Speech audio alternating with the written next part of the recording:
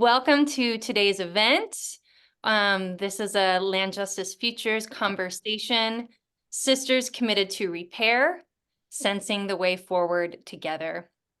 We're here with three women religious, Sisters Pat Siemen, Joan Gallagher, and Mary H., who are in their second year of our Focus Community program. And together we'll be reflecting on the wild, wonderful, still in process journeys of land justice, the pivotal and galvanizing moments of that, those sparks of insight, and the embodied experience of finding or moving towards commitment. It looks like, most people here know us or we know you. Who else cares? But in case anyone who is new, we are Land Justice Futures, and we work to create new land transitions rooted in racial and ecological healing. And we do that through our partnership with religious communities, our sisters, and movement partners.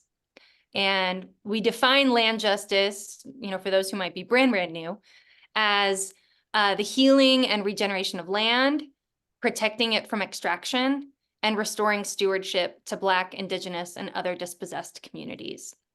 So you can learn more from our website there that'll be dropped in the chat. And our Focus Community program is our flagship program. Right now we're working with 14 communities of women religious across the country to develop and begin to implement a land justice property plan or commitment over the course of 2 years. And you can see more about that program and check out which communities are part of it with the link in the chat as well. And we asked these three sisters in particular to join us for this conversation because they're all in their second year of the program. So they've been with us since we started it. And we've seen them each respond in really impressive and courageous ways to the calls put out for land justice. So they're very much emerging leaders for land justice within the world of religious communities. And we think that they have some really significant perspectives and stories to share, especially for other sisters, religious communities, and people of faith. So, but before we begin, I'm just gonna kind of get us settled with a little reading. This is a section of Beverly Lanzetta's book, Emerging Heart, Global Spirituality and the Sacred. And this is a section called The Path of No Path. The path that Meister Eckhart called the wayless way is not primarily cognitive, but travels through the prayers and tears of faith. It does not hail the emergence of a formal religion with its redacted canon of sacred texts. The wayless way is not the speaking of the angel Gabriel or the anointing of the Holy Virgin or the passage of night in which the Buddha finally found himself cosmically awake. It is not yet tangible. It is the moment before Jesus took up the cross, Muhammad heard a word, or Mary knew she was bearing child. It is the moment of quickening of the divine within. It is the revelatory enlightenment moment that so many people feel but do not know how to speak. The path of no path is not a formula found in imitation of the past, but the explosive force of new revealing now. It calls us to leave behind what we know, to wander into the unknown, to the place where we are on the threshold of an inconceivable hope.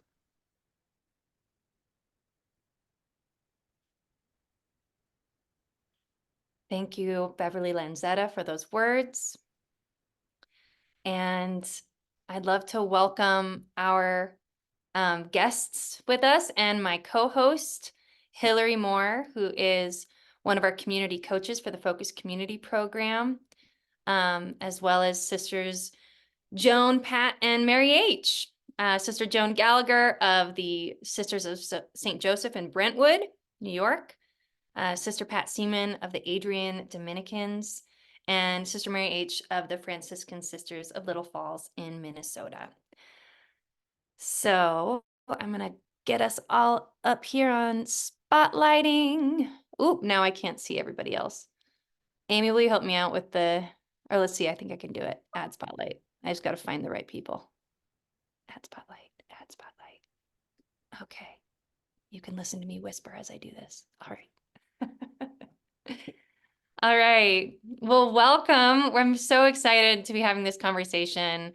We've been talking amongst ourselves in different constellations about just this journey of land justice for a while now. And this feels like a really just significant moment to be coming together and having this conversation as a group and in witness of our larger community.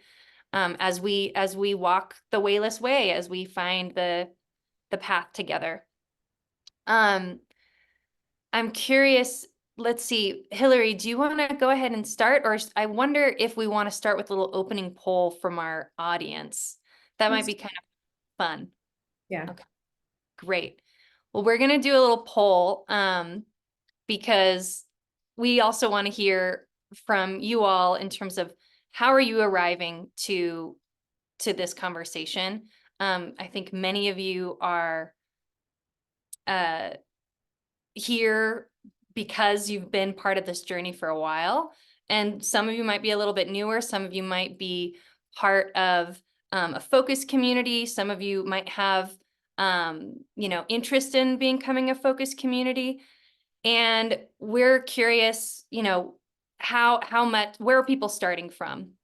So just before I send out this poll, let me get it all set up for you all.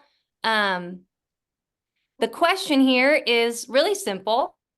It's how familiar do you feel with the goals, rationale, and motivation of land justice? And actually, let's just do this in the chat because it's a little too hard to do right now. My polls aren't working. So first question, on a scale from 1 to 5, how familiar do you feel with the goals, rationale, and motivation of land justice? And you can just add it in the chat, 1 to 5, 1 being, ooh, we've got a 6 in there. This is fun. Wow. So which way are we going here? 1 is not familiar or very familiar? 1 is not familiar, 5 is very familiar. Thank you. 5 is like, I know it. I've been here. This is awesome. We got a lot of 4s, a lot of 5s, some 3s in there, some 2s. So we got a little bit of a spread. And second question, how personally committed, and this is just you. You don't have to speak on behalf of your community. This is just you. How personally committed do you feel to land justice? And this we won't be tracking you down. We won't be finding your name and saying, "Hey, where's your commitment?" This is just to get some information. Ooh, we got a 10 in here. I love working with sisters, y'all. This is so great. Well, thank you. This is really helpful information to know who's in the room, because we are going to be talking about this commitment and this journey. Well, thanks for playing with us with that. It's good to hear your voices in here too. Hillary, I'm going to kick it to you to begin this conversation. Thanks, Sarah.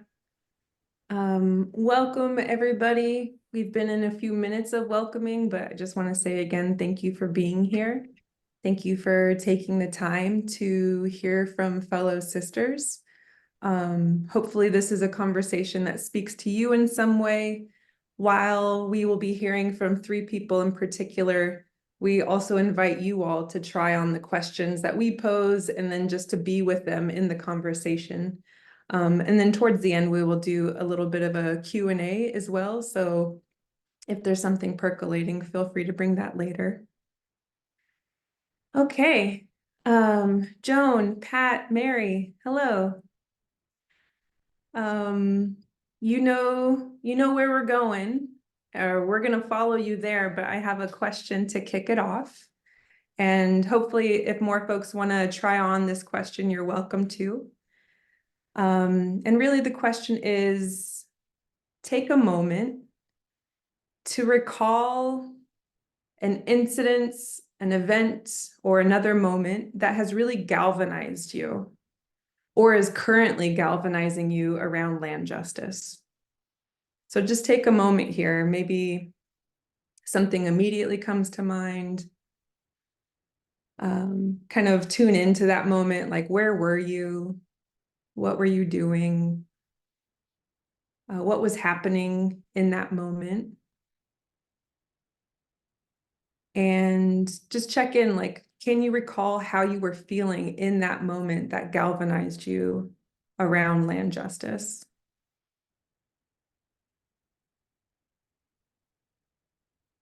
And really the question is, help us be with you in that moment and help us understand the meaning you're making of that moment. Like what has galvanized you, what has moved in you or changed in you, what is changing? Will you help us see that moment with you?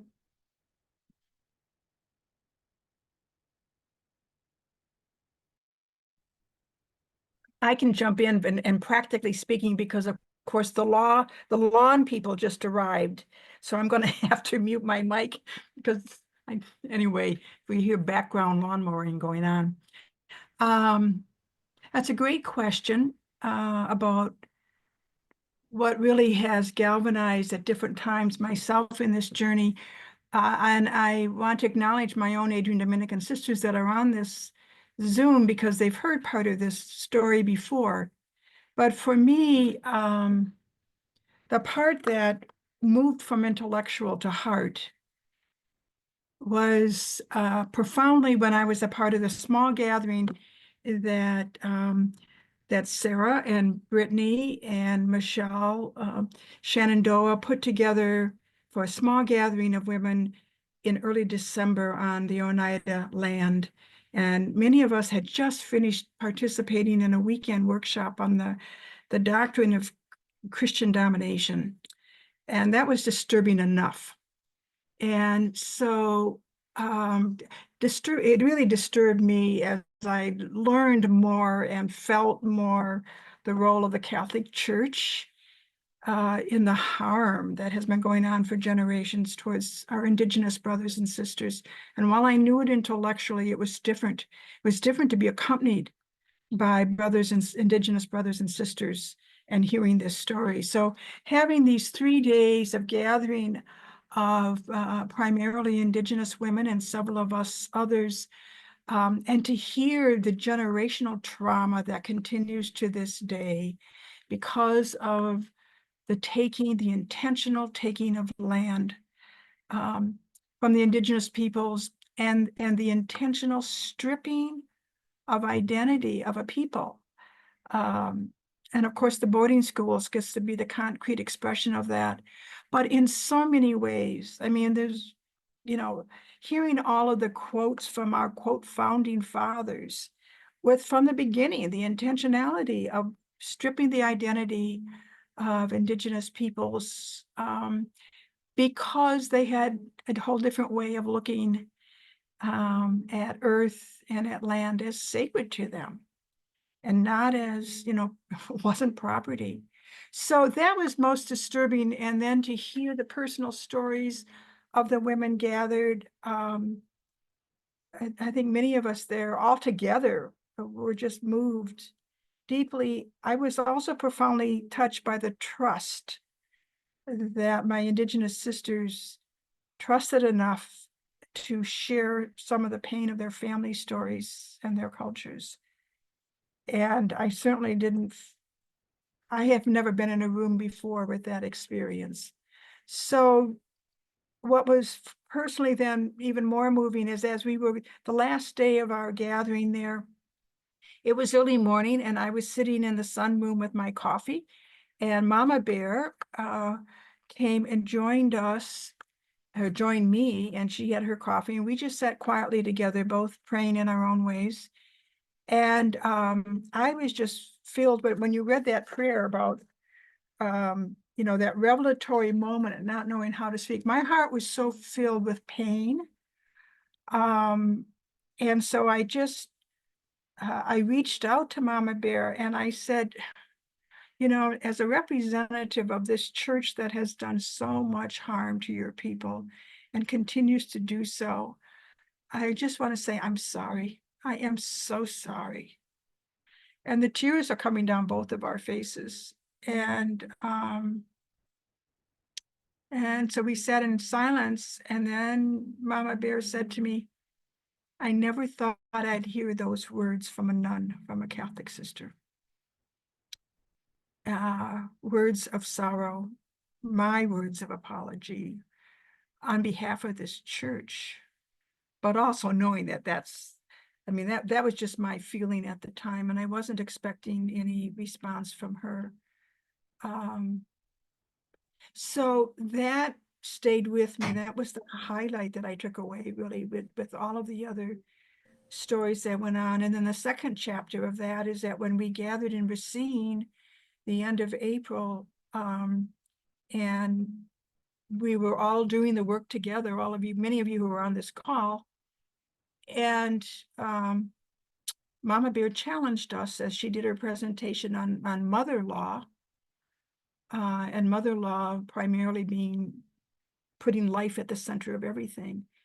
And she challenged us in the room to whether we would stand in commitment to act honorably and follow mother law and work towards returning land to the Indigenous peoples. And as I know, as the three of us on this panel, as we each stood and saw the room stand, and I said to my own community, it took courage to stand, only I think primarily for us as women religious, because we don't usually make those individual choices. We do things communally. So there was like going back and forth. If I stand, what does that really mean? Am I committing the congregation, and kind of having to sort that through? But anyway, we stood knowing that we would do what we could to support our congregations in making these commitments.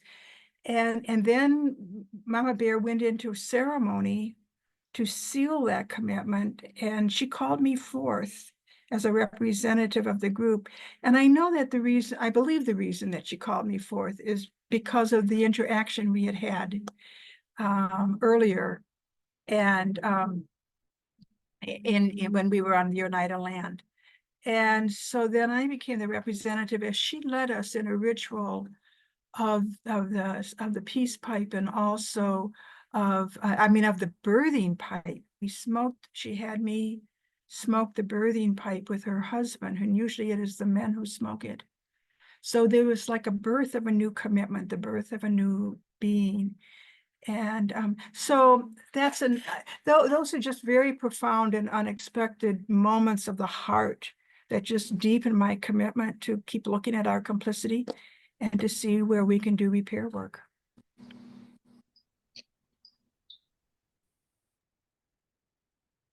Yeah, thanks, Pat. That was a very powerful moment with the birthing pipe. And even before that, the exchange, the movement with the wampum, But, for myself, I've been a member of our Earth Matters Committee for over 3 decades, I think.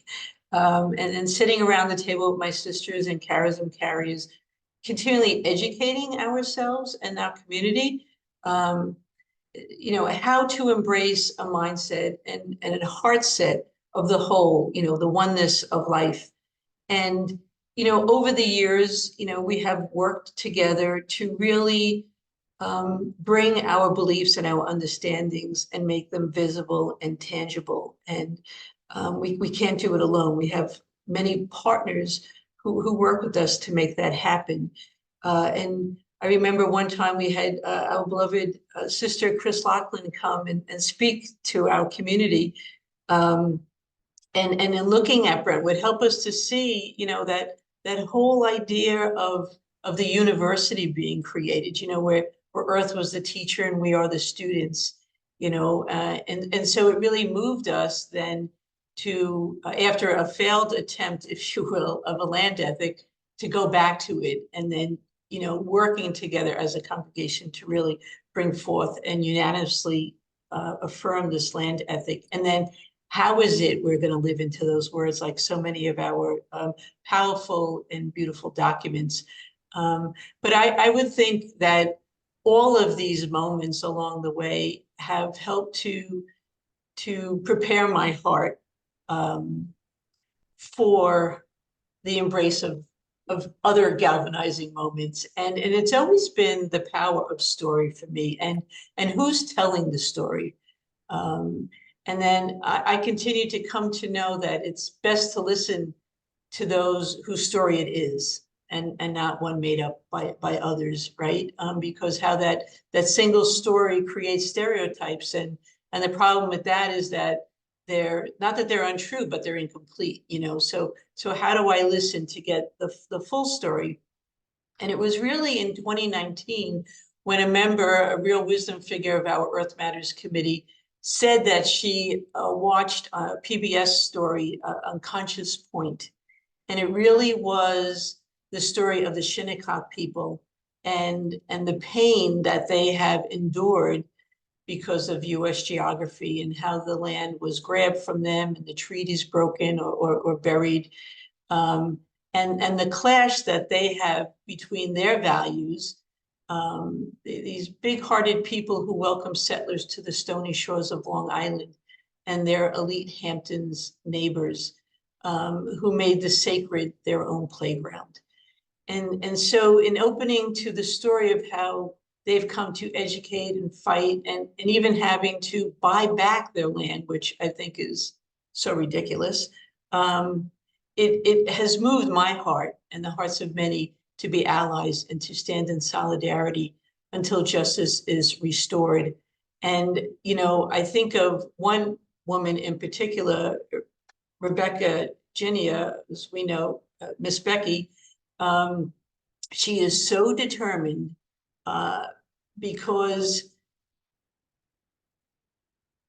what has been done to her people, and if it's not corrected, what will be done to the generations that follow. And so for me, she has become a real wisdom figure in knowing how to use relational power in such a visceral way.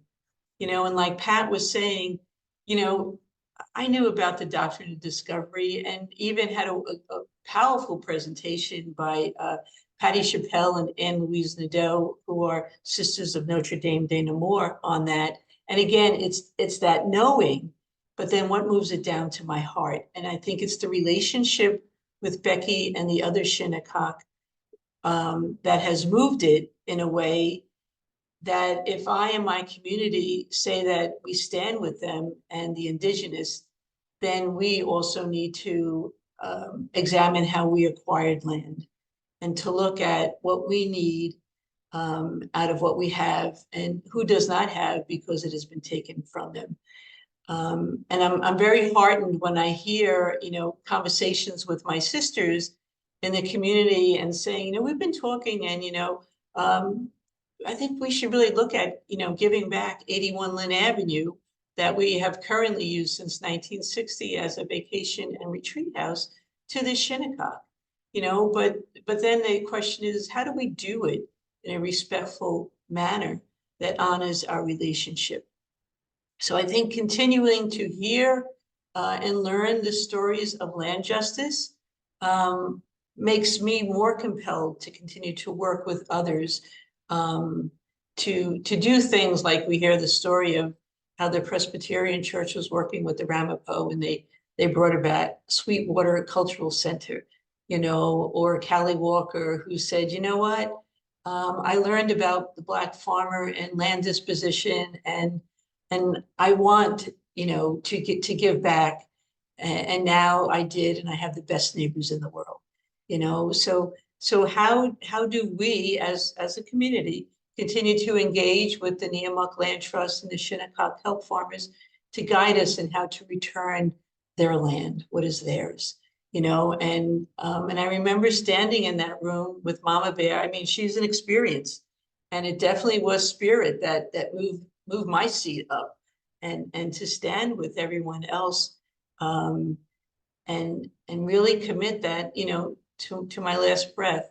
How do I with others work to return and to restore, especially to those who have welcomed us as neighbors, our Shinnecock friends.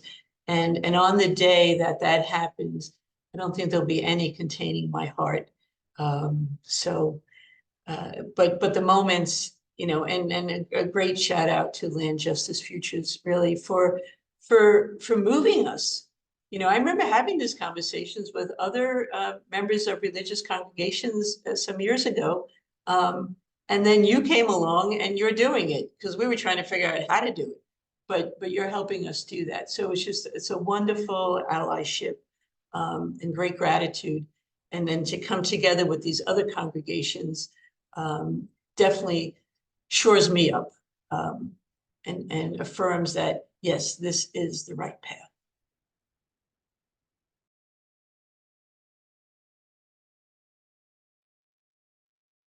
Thanks, both of you, Pat and Joan. I've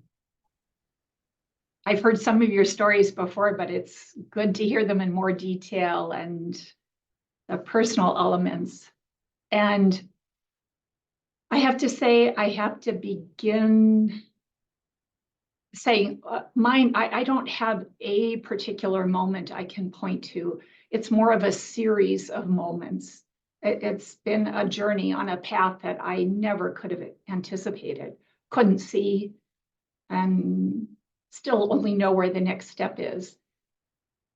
But I have to begin with a confession. I stepped onto this path reluctantly and doubting. I think that's why the wonderful land justice team got their hook around me and kept pulling. You know, and part of it was this invitation to join this process came, well, I bet we're like, I'll bet all of the rest of the communities on this call.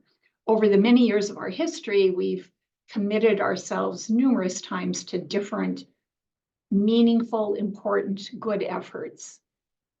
And you work on that effort for a while, and then the initial energy fades a bit, and the next important issue comes along, and the leadership teams change, and the community chooses a little bit different direction. So a lot of good things happened, but for things, anything like this, for a lot of us, it's been less of a sustained path, or one that's never fully, you know, come into flowering. And at the time, the invitation for this, joining this initial Land Justice Futures effort came, our community was on a path towards what we now call our dream project for the future of our Mother House campus and land, which is about creating an environmental learning center on restored native habitat. Something that I've been very involved in leading that effort and am deeply committed to because of all of the climate issues, and knowing that caring for the land, restoring land is part of the land justice effort. So we're busy with that. We can't take on anything else. I can't take on anything else. And yet at the same time, for me, there was this profound sense of call with it. Like, this isn't this group of energetic women younger than us who are calling us to some prophetic action. This is the spirit. This is a movement of the spirit. It's a call of the spirit through them and to all of us. That's right. Well, And- it's close to the expression. So it was a call that couldn't be ignored, was my sense. and I needed to say, okay, I'll be open to it and let the Spirit lead where she will. And along the way, just numerous activities that have been offered to us that we participated in, and some that Pat and Joan have both referred to. I mean, one is having this collective sense of these focus communities, that we're in this together. It's not just my idea or my community's efforts, but a whole collective of us saying this is something that's of value, and I think in our own way saying this is a call for all of us. And the gatherings, the national gatherings in Racine, May of last year, April of this year. I think for me last year, it was an important point as we heard from some of the faculty there. And I'll give a particular shout out to Janelle Orsi, who's on this gathering. So hello, Janelle. She's of the Sustainable Economies Law Center. And hearing that this isn't an either or option, you know, like you do land justice or you do this dream project work, or for any of our communities, whatever efforts we have, but that it can be a both and. And then, you know, what does that mean? And there's lots of different ways that people address land issues and land justice issues and honor the people who had land taken from them and give back in some way. And then I think, as was mentioned, that just the extremely powerful sharings by the Native women at those gatherings, Pat McCabe, Navajo, or as they name themselves now, Diné woman, and Mama Bear, Mohawk woman, and Janelle with her, another younger Mohawk woman, and Abby Huff, a Black Philippine woman. And exactly the sharing, their willingness to risk being with us and to share the pain of their own stories was, yeah, just painful listening and profound. And one of those times of knowing, as is said, well, we weren't personally responsible for what happened to their ancestors, but we have responsibility for what happens now in repairing that harm. And exactly as you both referred to, that experience of being, in a sense, challenged to say, well, what are you going to do? Are you going to pay lip service to this? And we put statements on our emails or wherever, our land acknowledgement statements, and okay, we've done that. It's time to move on to the next big effort. No, what are you going to do? Are you really going to be with us? And then standing up together. And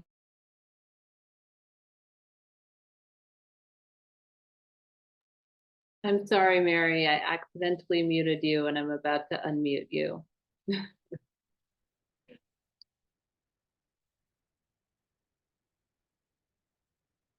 Mary is asking you to unmute. okay. All right.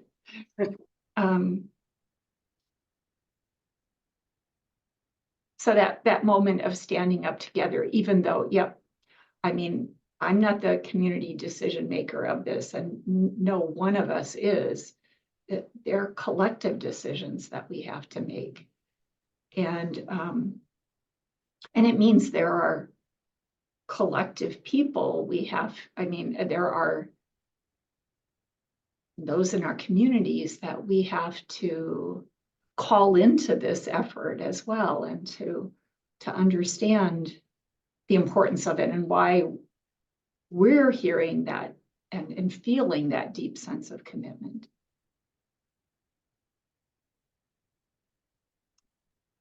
A couple of other things that were important, have been really important for me.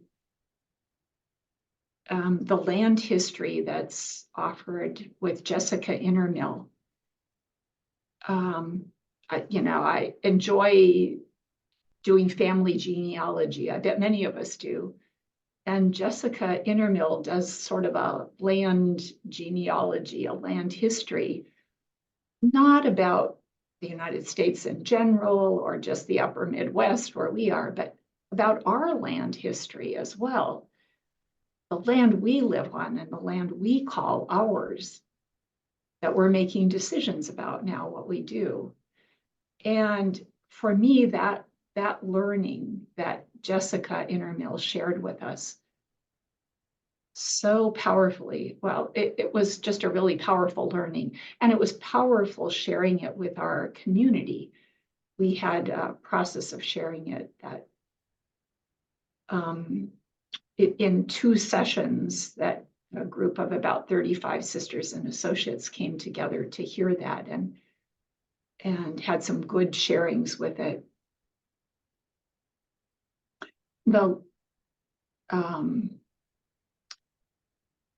And our own community focus circle working on this.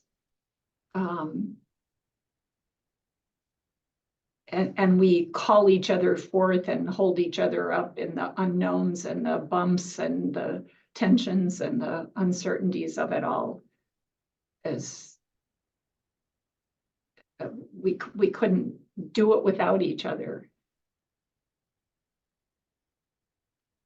The last things I'll mention is that through the Land Justice Workshop that the Land Justice Futures team did for us here last summer, I think that was powerful for our community, but it was for me too, and hearing there from the experience of a Dakota woman they invited to join us, Wazia who has a dream herself of creating 10 Dakota villages around Minnesota in the next 25 years to live in more traditional ways. And her own manner of speaking and her a certain level, I guess I would think of it as a certain kind of guardedness. She didn't know us, and like she's coming onto uncertain ground to share this very personal dream, as well as the story of land taken and the hurt. And through a variety of circumstances, including a repair community of European Americans working with this Dakota land recovery project that we've now become part of, we were invited to visit their original village a couple weeks ago. 10 of us went, sisters and associates. And seeing Wazia on her own home turf and her way of being, as well as myself having a chance to visit with her a little bit personally about that dream, and realizing the enormous challenges she's working with, not just in acquiring land, but even in gathering her people and to embrace with her this dream and this way of being. So it's been just a whole lot of steps, and knowing that we're called to live the Paschal mystery in this journey. We're called to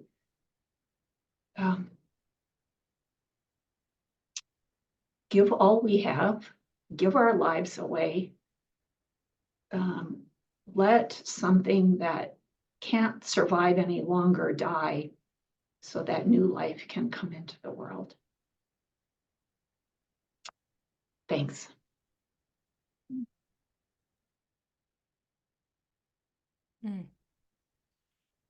Thank you, Sister Mary and Sister Joan and Sister Pat.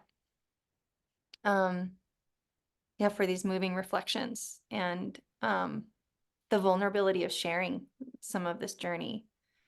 I'm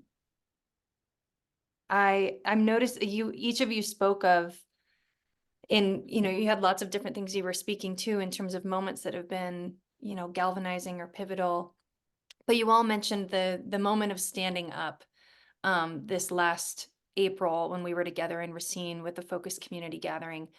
And just so, folks who might not have been there might know a little bit, we had gathered all of our focus communities and many of our movement partners together and had a panel on mother law, which is something that we are going to be starting an initiative around this fall. We'll share more about that at the end. But we had this panel of partners, Pat McCabe, and Abby Huff, and kind of anchored by clan mother Mama Bear Louise Hearn. And there were some big moments of invitation to stand with her, to make a big commitment. And we're still understanding how to speak to that moment in a respectful way, and want to be cautious about what that meant. But speaking personally, I'm curious if any of you want to share anything else about just that moment of being asked by this powerful woman who is holding a lineage of her people, who's holding her people, who's holding the repair needed for her people and for this country and the world, asking for things to be made right, and asking if you will be part of that with her. And making that from such a personal place. And so making putting out that question and it's from such a personal place. And I'm curious if any of you want to speak more to that. And Joan, I'm going to put you on the spot and ask if you'll share more about just that moment for you and what you said, and like you as well, Pat and Mary H., what was going on for you in that moment? Yeah, well, first when Mama Bear arrived and the way she walked in the room, I said, this is a woman of authority, and then when she first, the gathering in Syracuse that Pat referenced, bringing together vowed women religious who are lawyers and Indigenous lawyers to really take a look at, how do we go about dismantling the doctrine of discovery. And I think it was Michelle Shenandoah who said, well, okay, this is great, but you can't have the conversation without Mama Bear. And when approached, Mama Bear was like, no, I don't want, why would I want to come talk to a group of nuns? Well, when she said it was so honest, but my heart sunk, and I'm saying, no, we're with you. And I want you to trust us. I want to be trusted by you. And so when she was really describing a God that is not my God, and I'm glad Pat stood at one point and said that God you spoke of is not my God. We are about the God of love and mercy, all inclusive, right? Just as she was, that's her creator, right? So when she was speaking, and again, the vulnerability of those women, on that panel sharing, move that inside of me. If they can do this, how can I not? And I saw Libby stand up, and I'm like, oh, there's no way Libby can stand alone, and she then gave me the impetus and the courage to stand, as others began to stand too, because if we're not doing this together, it is not going to happen, and for women, whether it's Mama Bear, or listening to our Shinnecock friends and everything that has happened to them, but yet love is the more powerful force for them. And so they're not going to return hate with hate or violence with violence. They're just going to return it with love. And I'm like, and that's who we call ourselves as Sisters of St. Joseph. We're the congregation of the great love of God. So how can I not stand? How can I not be with these women? You know, how can I not allow myself to be raised and moved by these women? And so they have and continue to help me live out my vocation, my calling, one who possesses this charism of active inclusive love, right? To be more authentic. And it's challenging, but it's right. And I feel a heck of a lot better about myself when I act authentically. So I'm grateful to them. And your words when you stood up, if you want to share them. Oh yeah, I think to my dying breath that I would continue to work until you know, we return the land to the Shinnecock, you know, and I have to say, you know, this is when the universe wants something, it conspires to make it happen. So as our core group, you know, in the focus community with Susan Wilcox and Karen Burke, you know, as we've been working together, you know, and filtering this through the congregation, now various committees, there are other sisters who are gathering, and you know, it's like the 100th monkey, right? So once this thought gets out there, others start to raise up, and they're saying, okay, well, what are we doing with the land? What are we doing with the properties, you know, that we no longer need, but others do? So we have no answers yet. We have lots of questions, but we're in conversation about that, you know. And so, yeah, so I said something to that effect. Thanks for letting me pester you about that. Pat, Mary, is there anything you want to add about that moment of standing, or any other kind of like galvanizing? What's it feel like to be galvanized and to be organized around a moment where it's like, this is now clear?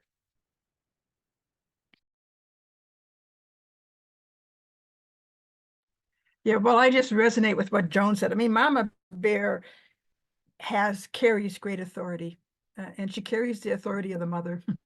There's no doubt about it. So when she challenged us, and I'm thinking back to all of, back to the days in December when I said it, you know, on behalf as a Catholic sister, I'm so sorry. And now here she's challenging the nuns to actually move. There was a drive, as you said, Joan, the universe just moves you forward, because it's like, I am not going to disappoint this woman.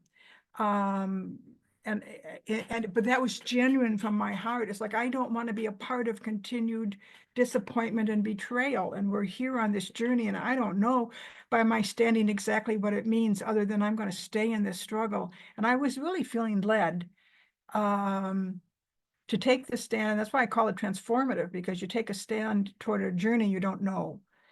And since that time, I think with our own community and the work that we're doing on land justice, and we had our land justice retreat in early June, and it was very powerful to see that same energy and that same desire to be healers and to make right in any way that we can, just radiate through the congregation. And we had like 53 sisters and co-workers in person. And then it was also being it was being communicated across campus as well to the rest of our sisters and co-workers who could watch for 2 days. There is a growing desire to understand more. We too share Jessica Intermill's history of our land, and there's more. We're just at the start of doing a lot of the communal education piece. But there is something about someone calling one into accountability that just resonates deeply. And it is part of a spiritual journey. I have no doubt about it. And once you start walking this journey, you start seeing again the intersections between, as Mary, you said, all of our other communal commitments along the way. Commitments to women and commitments to care for the earth, to be sensitive and care for poor, the racial justice, and to see land justice come in as something that holds, you know, racial justice, justice for the poor, justice, ecological justice. It is just like it's a center point that can actually inspire and uphold all of our other commitments. We're looking as a congregation, we kind of keep looking at now, where can we do more integration and more connectivity between our multiple commitments? And keep coming back personally, that land justice is definitely one of those lenses. But we have a whole lot more to learn, because that part of the retreat process that was so effective for me was the visual. At one point, our facilitators asked us to stand at 3 different parts of the room, like, and if you're really ready to go and you think we ought to be acting now, to go to this part of the room. And if you think we need more depth or more study, to stand here. And if you just plain don't know, stand in the center. And we had, you know, almost equally distributed people going to different places. So that's also exciting, because we have some people who really want to move. And then there are some others who think we really need to do more in-depth understanding of what commitments we're making. And then there's others that just, you know, aren't sure yet what this means for the community. And then we also personally, for our congregation, we have to build the relationships. We have built some with some of the Indigenous peoples from different nations around us. But we've just starting to identify the closest headquarters of the Potawatomi, the Huron band of the Potawatomi that are closest to us. And so we've got some plans to go forward. But I think the call of Mama Bear to each of us to really say, are you ready to stand in your, I think she said, in your own integrity, you know? And I think that's the challenge to all of us.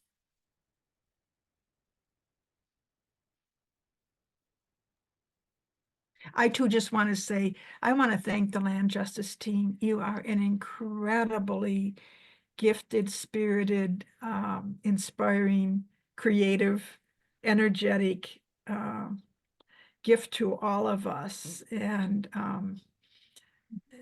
you are a gift of spirit, as I think Joan said earlier.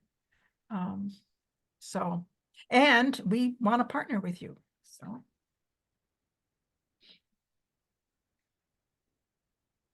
I think, and for myself, I don't have a whole lot more to add. You know, I sort of agree.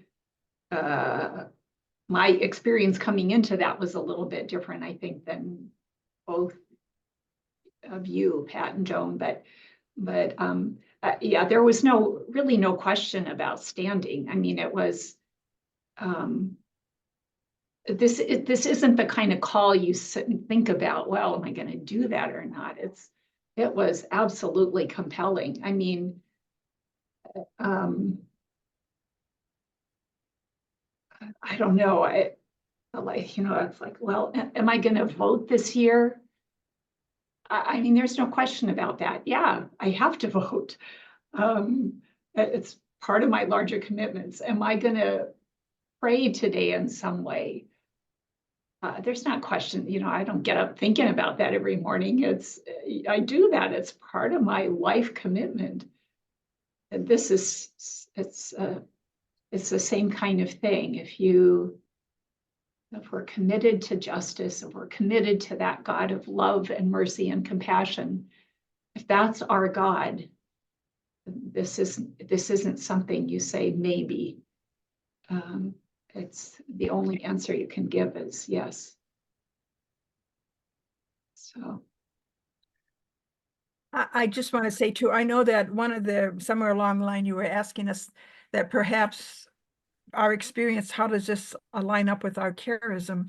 And Joan, you spoke to it too a bit for your community. And for us as Dominicans, it truly is seeking truth. And there's just a lot of learning. There's a lot of truth to be learned in this journey, and from many different perspectives. So I think that resonates. And then in our own Adrian Dominican tradition, we have our kind of our motto of seek truth and then make peace. Well, you cannot make peace if you're not in right relationships with people and open to hearing difference, and reverence life.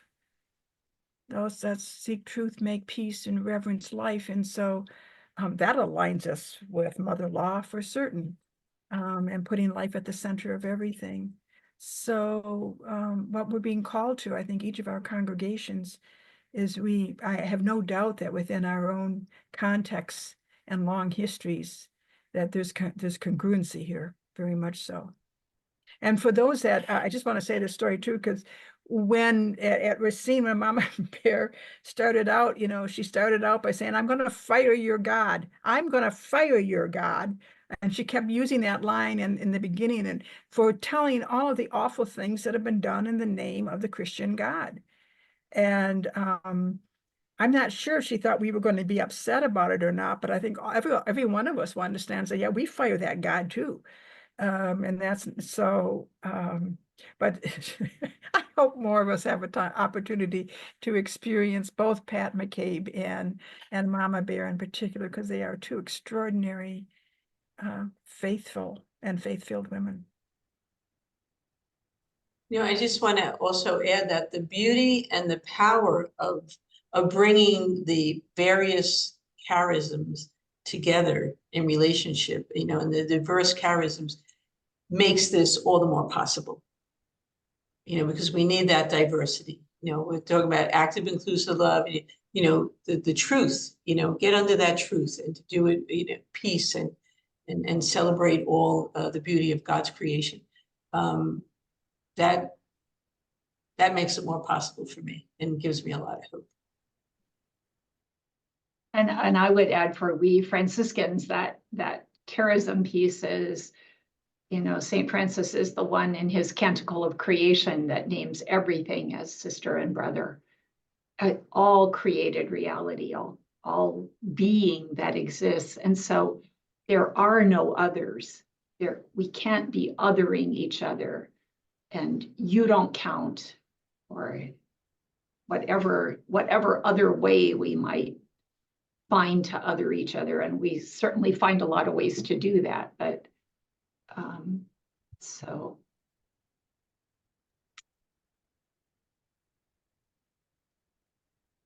Well, my friends, we are moving. We have maybe like 10 more minutes for you all. And I wanted to ask another question. Take it where you feel like it needs to go, which is, do you have any questions for each other? Or do you have any requests of each other or of your community, or this broader community that we're in? Is there anything in particular that you want to say to each other or ask of each other that could be a good moment now, just given where you all are in the program and given where you all are in your efforts in your community? Does anything stand out? I would love to ask both of you, where are the challenges that what are the challenges you have in this work right now in your own communities and its unique situations? And how are you working with that? Because each of our communities has challenges. So what are yours, and how are you working with that? What are you finding works and what doesn't work?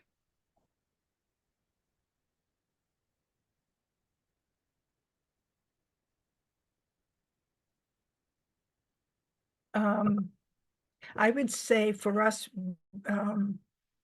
I think our challenges lie before us, because we are still at an early stage of engaging our own community and associates in understanding why it is we need to be about this work. And I'm a member of our Land Justice Committee, and to be honest, the other challenge is time. How to make land justice emergence so critically important that we have enough space and time on the calendar, because we all know as members of Congress, I mean, we have so many other issues around governance and organizations and futuring in other ways, and tending for a future for the younger sisters, and I mean, it goes on and on, and all critically important.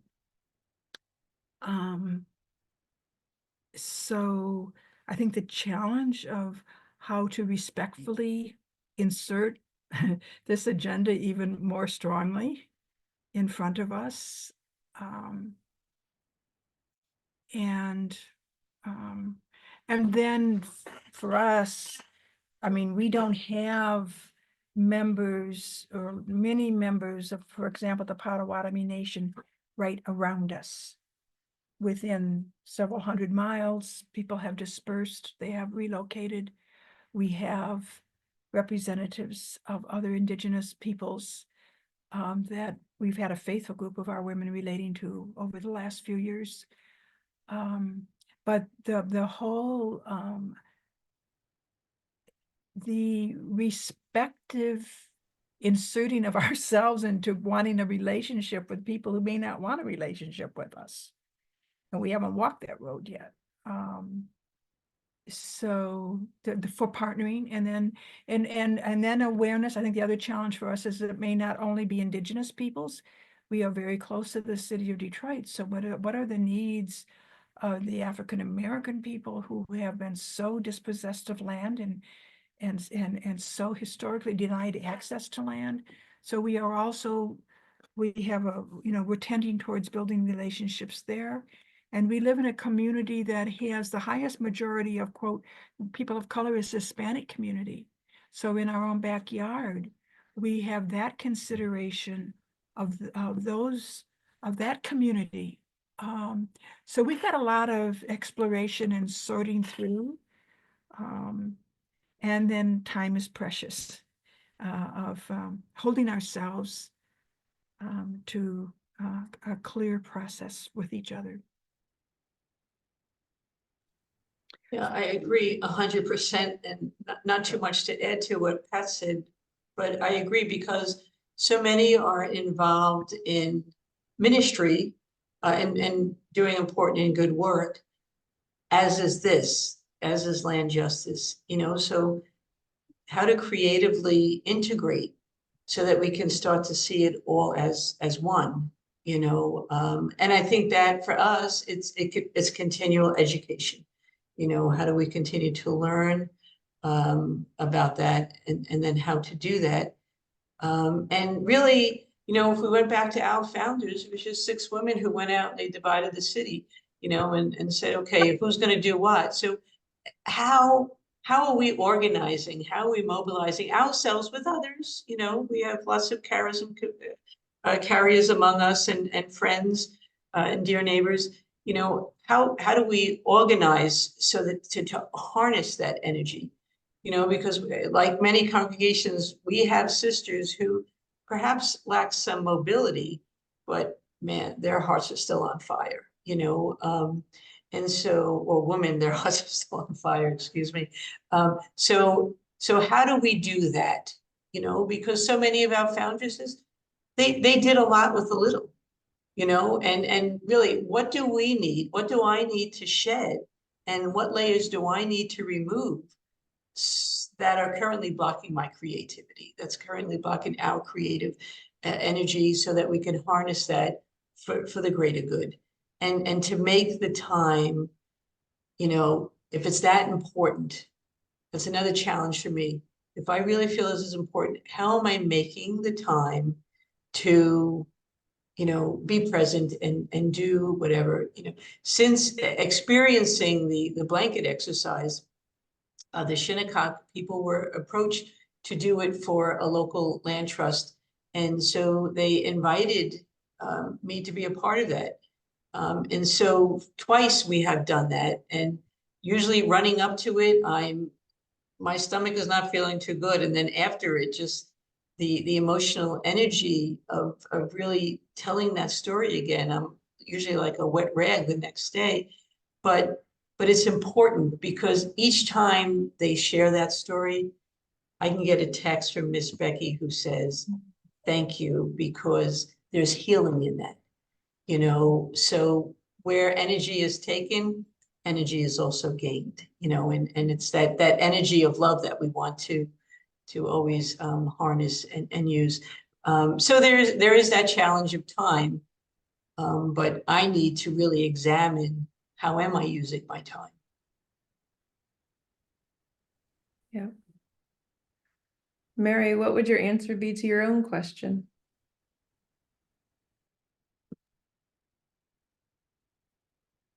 We're still very much on a learning and discerning path. I mean, we don't know yet what is ours to do. I think there are some ideas bubbling up about what that can be, and but you know, sorting through those or beginning to work with those ourselves as our own focus circle, as we call it, and the expanding.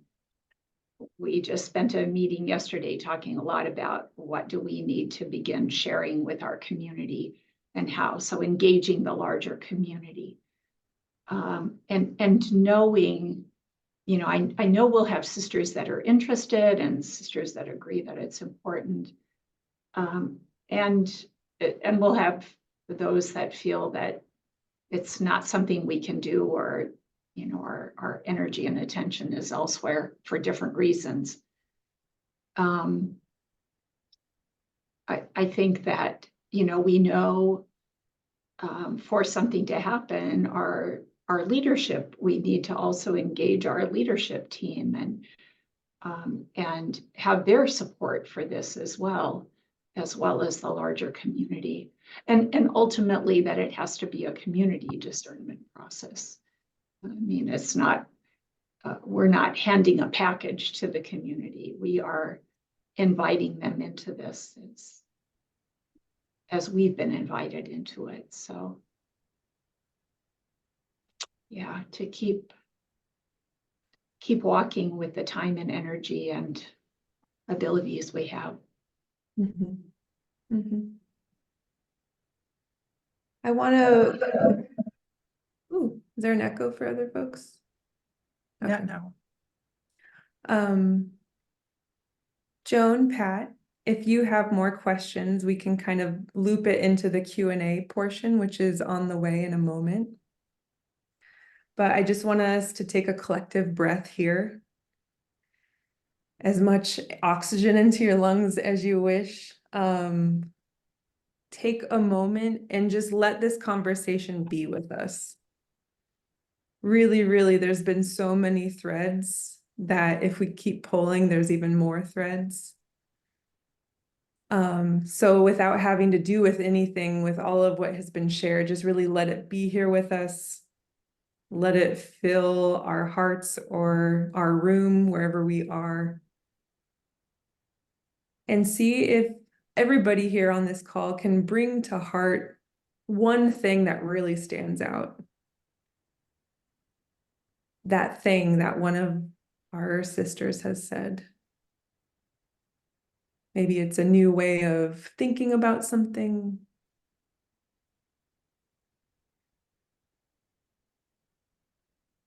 Maybe it was a picture that was painted through a story. Call in one thing that was like, oh, I want to remember that. That felt important.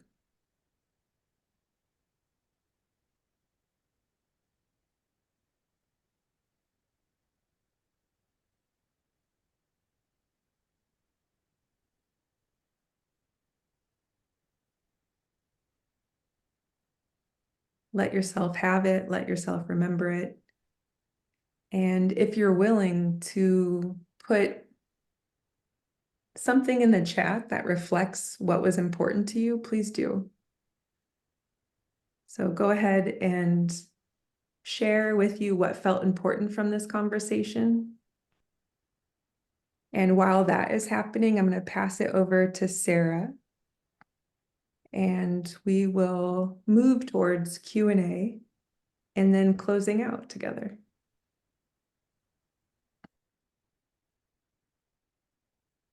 Thank you, Hillary. And thank you to our speakers, to our companions for these last 2 years, 3 of our companions since the start of this focus community program. I'm really just sitting with like tearfully the gratitude for your sharing and just the shared moments together and the moments that you've had on your own journey that you've just shared with us now. I can feel the collective field holding more together and being more together because of your voices. So thank you so much. We'd love to hear from you all. We have a few minutes where we could take a couple of questions. I think that if folks wanted to ask their question directly, if you could just use the raise hand reaction on your Zoom bar, we can call on folks that way. And if you sent Amy questions, it seems like some of them were maybe answered directly. So if you've put one in the chat that we've missed and want to raise your hand, please do so, or you can maybe repeat it in the chat and see it now. And in the meantime, Pat and Joan, if you have questions for each other, we didn't quite get to you either. Well, one of the things I wanted to thank Joan and her community for the leadership, the boldness, the stepping out that your congregation has done and is doing with the Shinnecock community and the journey that you're on, because your concrete actions give us examples and inspiration that of asking how we might do something. And it isn't only necessarily our mother house lands, you know, when you mentioned your retreat center, which is a beautiful property, a beautiful location on Mother Earth. Anyway, you stimulate a lot of courage and ideas for the rest of us. So I want to say thank you for that. Well, on behalf of the congregation, I want to thank you for your thank you. And to say that it was the Shinnecock, particularly the kelp farmers, these 6 intergenerational Indigenous women who came to us and said, the waters where we get our sustenance are harmed. We need to clean them. We're water protectors, you know. So actually they called us to it, you know, and so grateful that they woke us up, you know. So, but thank you, and thank you to them, because we're aligning ourselves with them to do what is right and just. Right. Well, I saw one hand go up from our crew gathered here. If that person wants to come off mute and share their question, I'm also seeing a question in the chat as well. So whoever put your hand up and then put it down, now's your chance to put it back up if you like. I'm hearing it was Jane Fisher. Jane Fisher, do you have a question?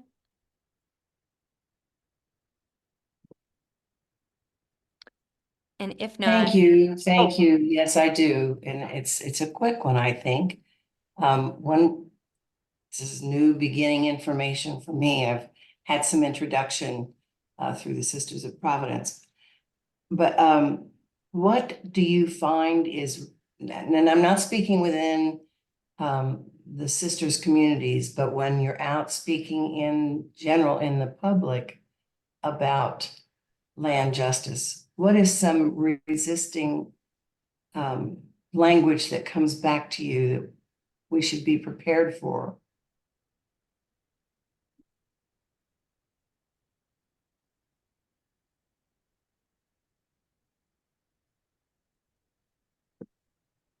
Is there any, when this topic comes up, that is it controversial?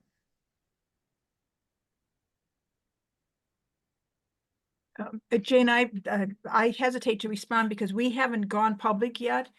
Ah, And so we're still working within our own community and with associates and sisters. I've no doubt it is such a new concept and a new way of understanding integral justice that mhm, I am sure it will stir a lot of conversations and controversies, mhm, and kind of accusations of naivete and all of the rest. But then mhm. that's not the first time that we've stood in that place. Right. So I have to read more and learn more to be prepared. Oh, I think we're going to really need each other when we seriously roll this out. Thank you very much.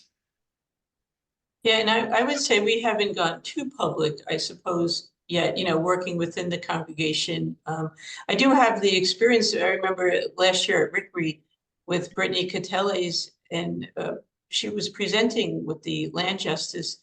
And the group in the room, of course, I would say was very receptive. And as she moved through, like Land Justice 101, it really gave pause to think. And right, there could have been a lot of naysayers, and they'll be out there. But I remember this one gentleman in particular who, when the whole thing of Mount Rushmore went up, and he's like, it never struck him, about carving, these American presidents in the sacred rock. And it opened something new for him, like it does for us. And that would be the hope of my reaction, that the reactions we would get. But I know that that's not always going to be that kind of reaction. So to be prepared, and I would agree, to be grounded in your beliefs, and stand with others, and be prepared to respond or not to respond. What is worthy of a response? Yep. I'm gonna go to you, Molly, because you've got your hand up, but real quick, I'll just also say, I think, in doing this work for the last 2 years, I've been really surprised with how little resistance I have come across and how ready so many people feel for this, because there is a palpable sense of something must be done. Like our whole way of life feels like it's built on some faulty foundations. And so I'll say that I'm really encouraged by that. And I know that there will be opposition that finds its way. But just to say, like, I think when we're grounded in our personal stories and our personal convictions and our sense of what has happened, it's really hard to say, to attack that. So good luck to you in your own conversations moving forward on the land justice journey. Molly Arthur, good to see you. Hello, all of you. So great to see you all again. Been involved in this path for some years. And I guess my straightforward question is, how does this endeavor of land justice affect your spirituality and your belief in your values and even your vows as nuns over all these years? And I'll just say, it seems that the word atonement is a very, very strong necessity at this point for all of us to look at what it is that really happened, what the truth telling is, and the sense that there is in the larger world the atonement needed by us before we can actually really move forward. I'm an associate with the Society of the Sacred Heart, and we've been through some process and talked with the Potawatomi people whose boarding school we ran for some years. And I feel that we're at this point of where do we go next in the spiritual aspect of what this means?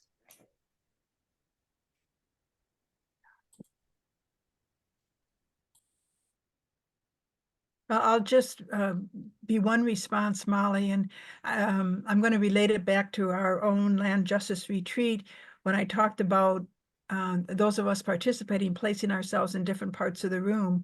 And I know I placed myself where I thought we needed more time actually to study, but it was it's not actually the study of what's happened. It is the interiority question and the spirituality question, so that we don't think that by moving so quickly, that we act quickly, that we somehow relieve the tension, and that we really take this in as an invitation to understand our life in transformation, and to recognize this as a call to become even more truly who we are at one. So I'd like at one-ment sometimes more than atonement, not because I don't Yeah. think there's all kinds of repair that needs to happen, but I think building community in communion takes as much work, recognizing the need for right relationships, healthy relationships, honorable relationships, that therefore change us as well. Beautiful. Thank you so much. I might Joan? just add the sense that, yeah, there's no quick fixes here.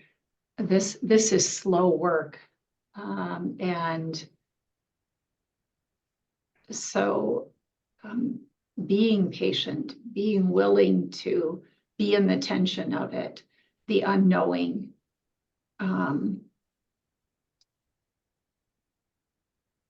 I'll go back to that image of the Paschal mystery, and I guess it's a way of saying we're carrying a cross of what's happened, and that journey to Jerusalem is a long and painful one.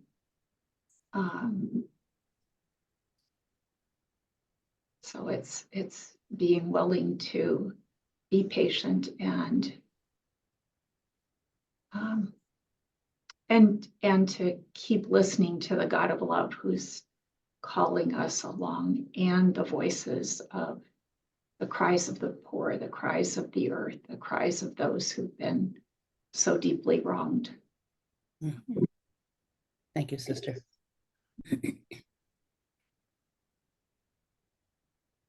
Well, folks, I see we have one person with a hand up, but we're going to have to move towards closing.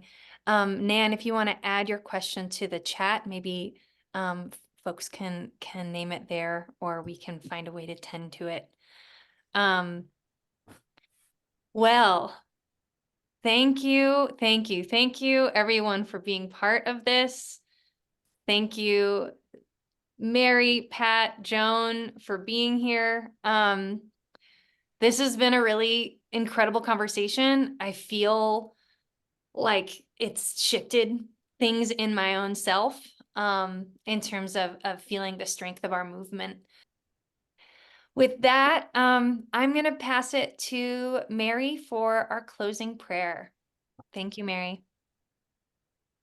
I'd like to just begin the closing prayer with a deep thanks to everyone who's been on this call, everyone who's exploring, committed to walking this journey, for us doing it together. Special thanks to Pat and Joan for being in conversation, and especially great thanks to the Land Justice Futures team, and Sarah and Hillary, and now Amy, Brittany, whoever else on the team is on the call. So I invite all of us once again to just sit for a moment in quiet, maybe with our eyes closed, just to let what we've been listening to and wondering and questioning and exploring, to let that sink deep into ourselves